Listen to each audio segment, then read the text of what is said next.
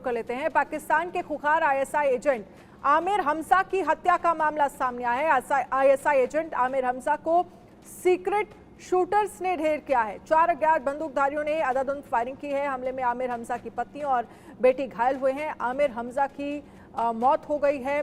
Secret जो shooters बताए जा रहे हैं उनकी तरफ से ये हमला किया क्या, इस पर मैं सोडी साहब आपकी प्रतिक्रिया चाहूंगी। आप इसे कैसे देख रहे हैं?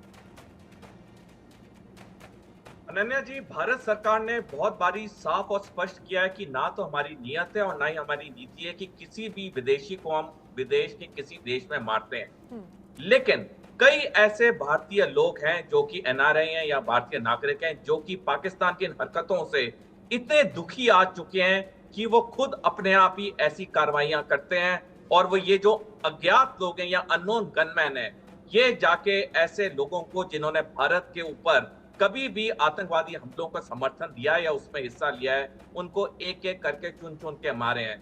सबसे पहले मेरा नमन और सलाम उन अज्ञात लोगों को जो पाकिस्तान में जाके भारत विरोधी लोगों को चुन चुन के गिन गिन के मार रहे हैं।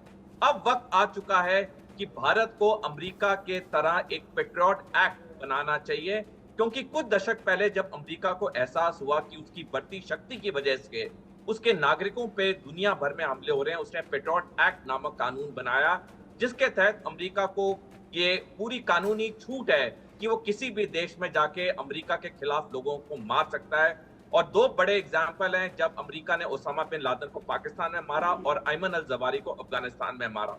और अब वक्त आ चुका है कि भारत को भी ऐसा कानून बनाना चाहिए, क्योंकि पिछले कुछ दशकों से हम देख रहे हैं जैसे जैसे भारत की शक्ति अंतर्राष्ट्रीय स्तर पे बढ़ती जा रही है, हमारी आर्थिक शक्ति बढ़ती जा रही है, हमारे दुश्मन भी बढ़ते जा रहे हैं। और जब हम खुले तौर पे अमेरिका की तरह ऐसे कानून बनाएंगे तो लोग 25 बारी सोचेंगे भारत के ऊपर या किसी भारतीय के ऊपर हमला करने से पहले।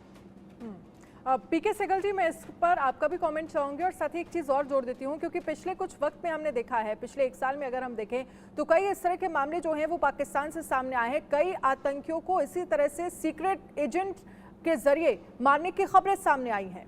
आप इसे कैसे देखते हैं? इसमें किसी प्रकार का कोई शक नहीं। 20 से ज्यादा आतंकी जो है पाकिस्तान में मारे जा चुके हैं। आज तक पाकिस्तान की आईएसआई और पाकिस्तान की आर्मी जो है किसी एक को पकड़ नहीं सकी और ये नहीं सिद्ध कर सकी दुनिया को कि हिंदुस्तान में बोल्ड है। हिंदुस्तान और पाकिस्तान अमेरिका के एटीट्यूड में बड़ा जबरदस्त फर्क है। हम विश्व गुरु के रूप में और विश्व मित्र के रूप में उभरना चाहते हैं।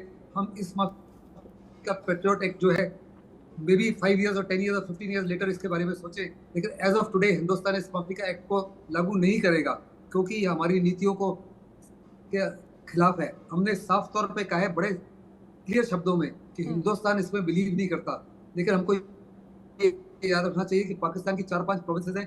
पंजाब प्रोविंसेस के सारे ही दुश्मन है, सिंध भी उनका दुश्मन है, बलूचिस्तान भी दुश्मन, फातह एरिया दुश्मन है, पीओके भी है।